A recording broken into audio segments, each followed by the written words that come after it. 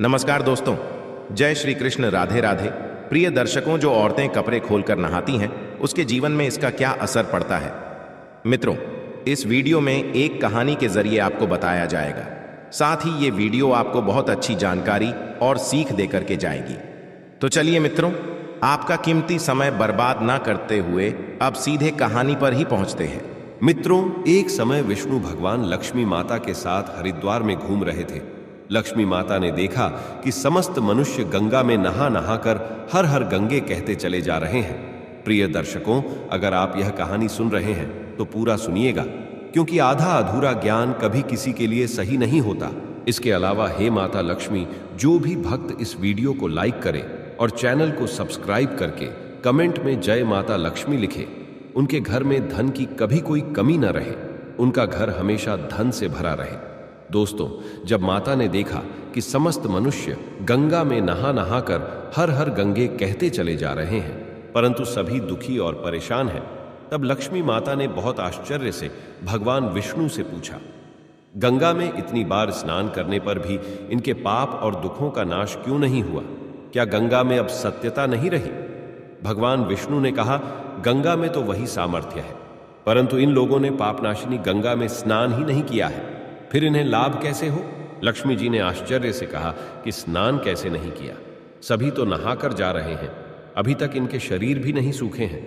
भगवान विष्णु ने कहा, ये लोग तो केवल जल में डुबकी लगाकर आ रहे हैं, तुम्हें कल इसका रहस्य समझाऊंगा। दूसरे दिन बहुत जोर की बरसात होने लगी, गलियां कीचड़ से भर गई। एक चौड़े रास्ते में एक गहरा गड्ढा था, चारों ओर कीचड़ भर रहा था, और भगवान विष्णु ने लीला से वृद्ध रूप धारण कर लिया और विवश की तरह गड्ढा में जाकर ऐसे पर गए जैसे कोई मनुष्य चलता चलता गड्ढे में गिर पड़ा हो और निकलने की चेष्टा करने पर भी ना निकल पा रहा हो। लक्ष्मी जी को उन्होंने यह समझाकर गड्ढे के पास बैठा दिया कि देखो, तुम लोगों को सुना सुनाकर यूं पुकारती रहो कि मेरे वृद्ध पति अकस्मात गड्ढे में गिर पड़े हैं, कोई पुण्य आत्मा इन्हें निकालकर इनके प्राण बचाए और हम असहाय की सहायता करें।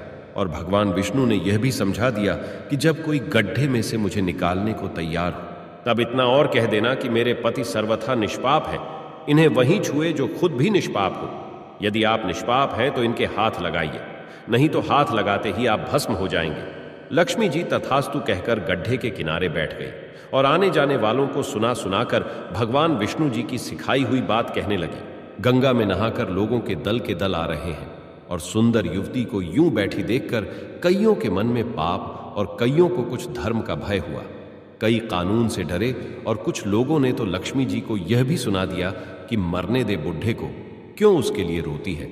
और कुछ दयालु चरित्रवान पुरुष थे, उन्होंने उस युवती के पति को निकालना चाहा, परंतु लक्ष्मी जी के वचन सुनकर वे भी रुक गए। उन्होंने सोचा कि हम गंगा में नहाकर आए हैं तो क्या हुआ, पापी तो है ही, कहीं सहायता करते समय हम भस्म ना हो जाएं। इस स्त्री के कथन के अनुसार हम खुद भस्म ना हो जाएं। किसी का साहस नहीं हुआ। सैकड़ों आए, सैकड़ों ने पूछा और चले गए। संध्या हो चली। तब भगवान विष्णु ने माता लक्ष्मी से कहा, देखा आया कोई सच्चे हृदय से गंगा में नहाने वाला। तब थोड़ी देर बाद एक जवान हाथ में लौटा लिए हर हर गंगे करता हुआ निकला। लक्ष्मी जी ने उसे भी वही बात कही। युवक का हृदय करुणा से भर आया। उसने भगवान विष्णु को निकालने की तैयारी की। लक्ष्मी जी ने रोक कर कहा कि भाई, यदि तुम सर्वथा निष्पाप नहीं होंगे तो मेरे पति को छूते ही जल जाओगे। उसने उसी समय बिना किसी संकोच के दृढ़ निश्चय के साथ लक्ष्मी जी से कहा कि माता, मेरे निष्पाप होने में तुझे संदेह क्यों होता है? देखती नहीं, मैं अभी गंगा नहाकर आया हूं। भला गंगा में गोता लगाने के बाद भी कभी पाप रहते हैं? मैं अभी तुम्हारे पति को निकालता हूं। युवक ने लपक कर बूढ़े को ऊपर उठा लिया। भगवान विष्णु और लक्ष्मी ने उसे अधिकारी समझकर अपना असली स्वरूप प्रकट कर उसे दर्शन देकर कृतार्थ किया। भगवान विष्णु जी ने माता लक्ष्मी से कहा कि इतने सारे लोगों में से इस एक ने ही गंगा स्नान किया है। इसी दृष्टांत के अनुसार जो लोग बिना श्रद्धा और विश्वास के केवल दंभ के लिए गंगा स्नान करते हैं, उन्हें वास्तविक फल नहीं मिलता। परंतु इसका यह मतलब नहीं कि गंगा स्नान व्यर्थ जाता है। गंगा स्नान का बहुत पुण्य भी है। इसके बाद भगवान विष्णु जी ने माता लक्ष्मी जी से कहा, अब मैं आपको वो 12 बातें बताता हूं। जो भी मनुष्य इन 12 बातों को नहाते समय ध्यान में रखता है, वह कभी भी दुखी नहीं रहता है। उसके घर में मां लक्ष्मी का वास होता है, उसके घर में अपार धन आता है, घर में कभी भी लड़ाई झगड़ा नहीं होते हैं, उसका पूरा परिवार हंसी खुशी जीवन व्यतीत करता है।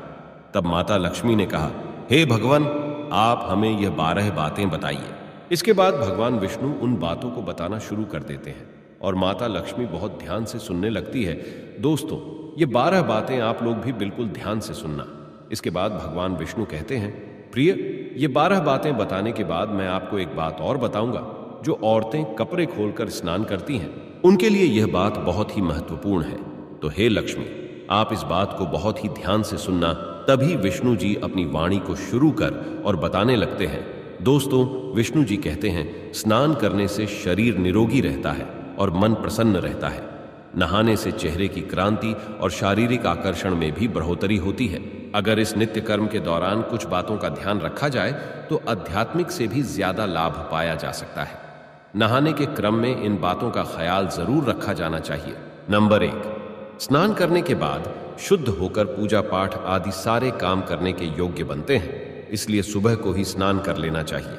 नंबर 2, शास्त्रों में कहा गया है कि स्नान करने से इन 10 गुणों की प्राप्ति होती है: रूप, तेज, बाल पवित्रता, आयु, आरोग्य, निर्लोकता, तप और मेधा। नंबर 3, धन, पुष्टि व आरोग्य और स्वास्थ्य चाहने वालों को हर मौसम में और हर दिन स्नान करना चाहिए। नंबर 4, शास्त्रों में कहा गया है कि सुबह स्नान करने से पाप का नाश होता है और पुण्य मिलता है। ऐसा कहा गया है कि सुबह नहाने वालों के पास नकारात्मक शक्तियां नहीं भटकती, इसीलिए सुबह स्नान करना ही उचित है। नंबर 5, बीमारी के हालत में सिर के नीचे से ही स्नान करना चाहिए। गीले कपड़े से शरीर को पोंछ लेना एक तरह का स्नान ही कहा गया है। नंबर 6, सुबह की लालिमा छाने से पहले ही स्नान लेना श्रेष्ठ माना गया है। नंबर 7, तेल लगाकर और देह को मल मल कर नदी में नहाना मना है। इसकी जगह नदी से बाहर निकलकर तट पर ही शरीर साफ करके तब नदी में डुबकी लगाना उचित है। नंबर 8, जिन घाटों पर कपड़े धोए जाते हैं वहां का जल अपवित्र माना गया है, इसलिए वहां से कुछ दूर हटकर ही नहाना चाहिए। नंबर 9, नदी में 11 या 21 डुबकियां लगाना अच्छा बताया गया है। नंबर 10, पवित्र नदियों में कपड़े निचोड़ने की मनाही है। नदी में किसी तरह की गंदगी नहीं बहानी चाहिए। नंबर 11, नल की तुलना में झरने का पानी, झरने से ज्यादा नदी का पानी, नदी के पानी से किसी तीर्थ का जल, तीर्थ के जल से गंगा जल अधिक श्रेष्ठ माना गया है। नंबर 12, गंगा माता का कथन है कि स्नान करते वक्त कोई चाहे जहां भी मेरा स्मरण करेगा, मैं वहां के जल में आ जाऊंगी। इसके बाद भगवान विष्णु जी ने कहा, अब मैं आपको औरतों के बारे में बताता हूं जो औरतें कपड़े खोलकर स्नान करती हैं। हिंदू धर्म शास्त्रों में हर एक चीज के लिए कुछ नियम बनाए गए हैं। इन नियमों में से एक है स्नान को लेकर की गई बातें। ऐसा माना जाता है कि आम व्यक्ति को शास्त्रों के नियमों का पालन जरूर करना चाहिए, जिससे उनके घर की सुख समृद्धि बनी रहती है और खुशहाली आती है। साथ में अपार धन बरसता है, माता लक्ष्मी प्रसन्न होती है। दरअसल हमारे शास्त्रों में ऐसी कई बातें लिखी गई हैं जिनका हम पालन सदियों से करते चले आ रहे हैं, लेकिन उसके कारणों के बारे में हमें अभी भी पूरी जानकारी नहीं है। ऐसे ही नियमों में से एक है निर्वस्त्र स्नान करना। आपने अक्सर घर के बड़ों को ऐसा कहते सुना होगा कि कभी भी स्नान बिना कपड़ों के यानी निर्वस्त्र नहीं करना चाहिए। अगर हम पौराणिक कथाओं की बात करें तो निर्वस्त्र स्नान की मनाही का एक सबसे बड़ा कारण कृष्ण जी के समय से जुड़ा है। पौराणिक कथाओं के अनुसार एक बार जब गोपिकाएं सरोवर में स्नान कर रही थीं और वो निर्वस्त्र थी, उस समय बाल कृष्ण ने गोपियों के सभी वस्त्र छिपा दिए। उस समय जब कृष्ण जी ने उनके वस्त्र छिपा लिए और गोपियों ने अपने वस्त्र वापस लेने की प्रार्थना की, तब कृष्ण जी ने उन्हें समझाया कि कहीं भी बिना वस्त्र धारण किए स्नान नहीं करना चाहिए। इससे जल के देवता वरुण का अपमान होता है, इसलिए आपको निर्वस्त्र स्नान न करने की सलाह दी जाती है। अगर आप नहाते समय यह सोचते हैं कि बंद कमरे में कोई आपको नहीं देख रहा है, तो ऐसा गलत है, क्योंकि ईश्वर आपको हर स्थान पर देखते हैं। और यदि आप निर्वस्त्र होकर स्नान कर रहे हैं तो यह मुख्य रूप से जल के देवता वरुण का अपमान करने जैसा होता है। निर्वस्त्र स्नान से आपको पाप लग सकता है और आर्थिक एवं शारीरिक नुकसान पहुंच सकते हैं। यदि आप निर्वस्त्र स्नान करते हैं तो आपके शरीर में नकारात्मक ऊर्जा प्रवेश करती है और आपकी मानसिकता भी नकारात्मक हो सकती है। इसीलिए हमेशा आपको यही सलाह दी जाती है कि आप नहाते समय कोई एक कपड़ा जरूर धारण करें, लेकिन बिना कपड़ों के स्नान ना करें, तभी आपके लिए बेहतर होगा। निर्वस्त्र स्नान से शरीर की सकारात्मक ऊर्जा शरीर से बाहर निकल सकती है और इसका प्रभाव आपके शरीर के साथ आपके मन मस्तिष्क में भी होता है। गरुड़ पुराण के अनुसार जब आप स्नान करते हैं तब आपके पितृ यानी मृत पूर्वज आपके आसपास मौजूद होते हैं। यदि आप निर्वस्त्र स्नान करते हैं तो आपको पितृदोष लग सकता है। ऐसे स्नान करने से आपके पितरों को तृप्ति नहीं मिलती है और ये घर में पितृदोष का कारण बन सकता है और ये वस्त्रों से गिरने वाले जल को ग्रहण करते हैं जिनसे उनकी तृप्ति होती है। निर्वस्त्र स्नान करने से पितृ अतिरिक्त नाराज होते हैं जिनसे व्यक्ति का तेज, बल, धन और सुख नष्ट होता है। इसलिए कभी भी निर्वस्त्र होकर स्नान नहीं करना चाहिए। पुराणों के अनुसार नहाने वाला पानी पूर्वजों के हिस्से में जाता है और निर्वस्त्र होकर नहाने से इसे पितरों के समक्ष बिना कपड़ों के नहाना माना जाता है। शास्त्रों में ऐसी मान्यता है कि यदि कोई निर्वस्त्र स्नान करता है तो माता लक्ष्मी उससे रूठ सकती है। इससे आपकी कुंडली में धन हानि के योग बन सकते हैं और आपकी आर्थिक स्थिति खराब हो सकती है। इन्हीं कारणों से आपको निर्वस्त्र स्नान न करने की सलाह दी जाती है और शास्त्रों में भी इस बात की मनाही है। तो प्रिय मित्रों, कैसी लगी आपको ये जानकारी? अगर जानकारी अच्छी लगी है, पसंद आई है तो कमेंट बॉक्स में जरूर बताना और हो सके तो अपने मित्रों को भी शेयर करना और हमारे चैनल को सब्सक्राइब अवश्य करना।